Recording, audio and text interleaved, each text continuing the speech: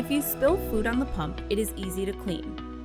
The pump has an IP25 rating, so it's possible to place it under running water.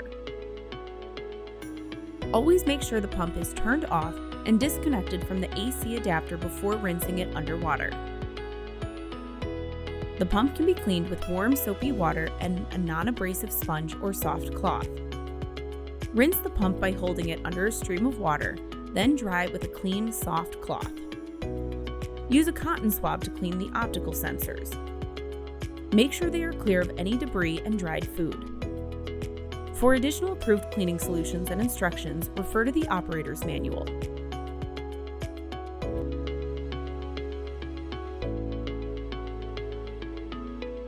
To avoid electric shock, never clean the pump or AC adapter charger with the charger plugged into an outlet or with the pump turned on, and ensure that they are completely dry before plugging into an outlet.